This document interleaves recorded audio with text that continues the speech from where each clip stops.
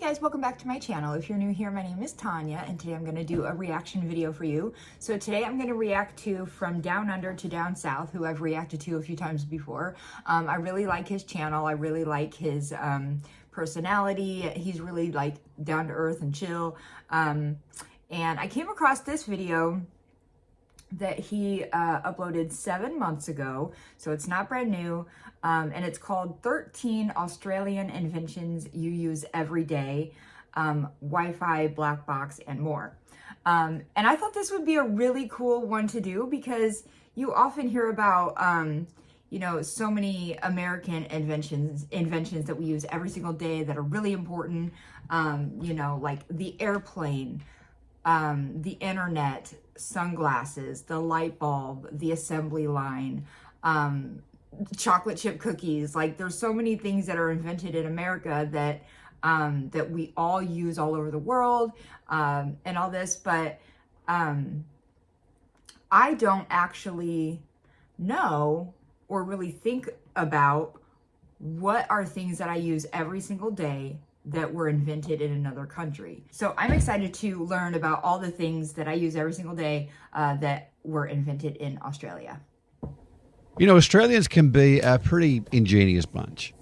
From the Aboriginal didgeridoo and woomera to early settlers solving our isolation and communication issues with the overland telegraph and the first car radio.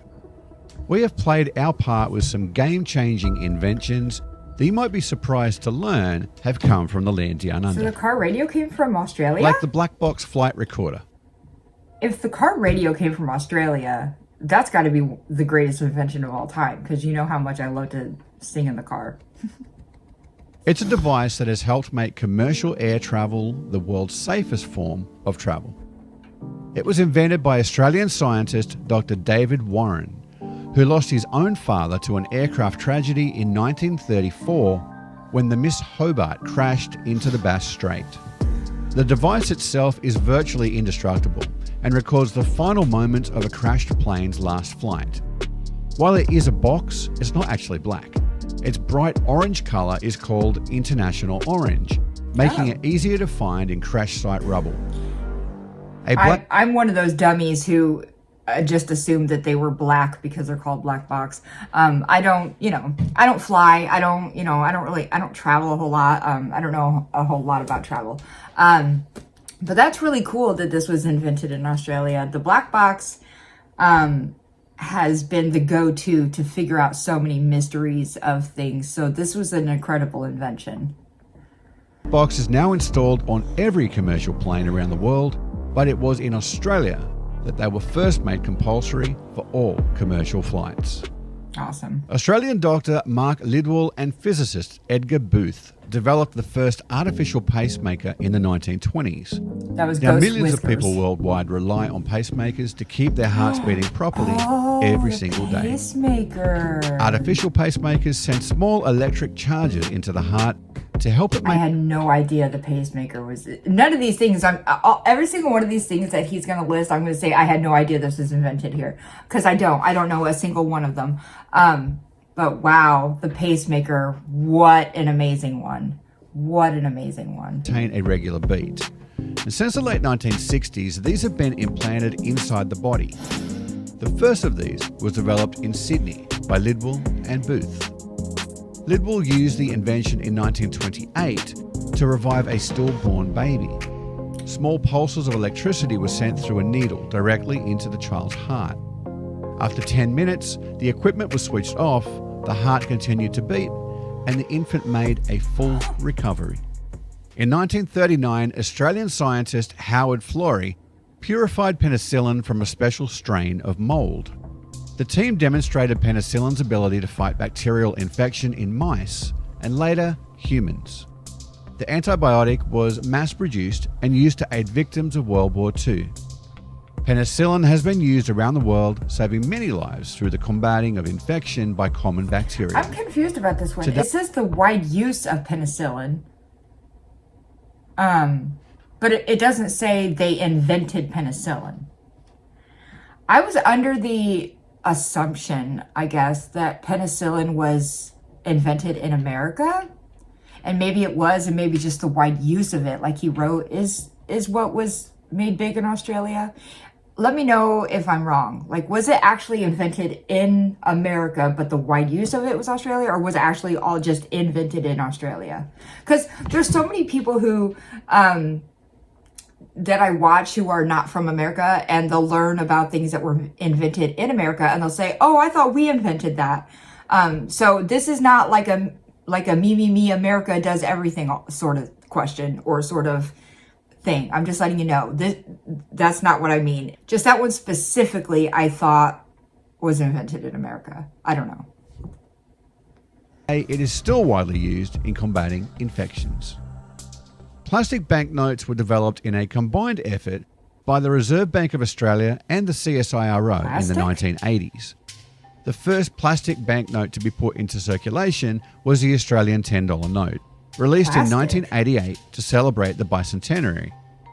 In 1996, we became the first country to have a complete set of plastic currency. So it's plastic, Traditionally, not paper? Banknotes are made from paper cloth fibers or a combination of both. Yeah. Our banknotes are made from a special polymer. It's no ordinary note, however. It's Australia's new polymer $10 note, and it was developed and printed right here. It uses microprinting and other security features that make it much harder to counterfeit than paper notes. So does it feel a lot different too? Like when you hold it in your hands, like does it feel a lot different than like an American dollar bill, for instance? And I would assume you can still fold it, you can still crumple it, like, right? You can still do all that? When you get one, you'll be holding one of the world's most advanced and secure notes. They also last about 10 times longer than traditional banknotes. Today, more than 50 countries use the polymer notes, including the UK, New Zealand, and Canada. Professor Graham Clark invented the first bionic ear at Melbourne University in the 1970s. Ooh. The first prototype was implanted in a person in 1978. Cochlear implants are devices that are implanted into the head to electronically stimulate the auditory nerve. Graham's motivation to... Cochlear implants. I had no idea also this was invented in Australia. I had no idea. This is another one of those inventions that are so amazing. For anybody who's new or just does not know, my mom didn't have a cochlear implant, but she was basically deaf. She could hear with hearing aids in, but you had to speak very loudly and very clear, and she would read your lips. That was mostly how she would fully understand what you're saying, is by reading your lips. So I appreciate inventions like this. Advanced hearing loss technology was spawned from his own father's inadequate hearing. So far, the cochlear implant has brought hearing to more than 180,000 deaf people around the world, Wow. including the 2024 Miss South Africa winner, Mia LaRue. Oh. The electric drill. DIY enthusiasts can thank an Aussie for this indispensable piece of equipment. Wow. In 1889, Australian electrical engineer Arthur James Arnaud patented the world's first electric drill with his colleague William Brain. The invention was originally designed to drill rock and dig coal, and although it was a long way from the portable hand drills that we use throughout the world today, the underlying technology was the same. Wow. Australia is well Who known doesn't for use having the an highest electric skin drill for cancer something? rates in the world due to our harsh summers and a depleted ozone layer. This one makes It's a lot good of thing sense. then that Aussie chemist Milton Blake formulated a UV-filtered sunscreen in 1932 that helps to protect us from the sun's harsh rays. Using a kerosene heater, he cooked batches of what was called sunburn vanishing cream, scented with French perfume, claiming that you could then sunbathe in comfort and tan with ease. Now, comparing this to modern day standards, this cream would have an SPF value of 2. Having more electrical devices than outlets can be an issue, and that's where the 1972 invented power board comes in handy. Peter Talbot, who was working with the Cambrook Company, now known as the Breville Group, was the inventor that came up with this one.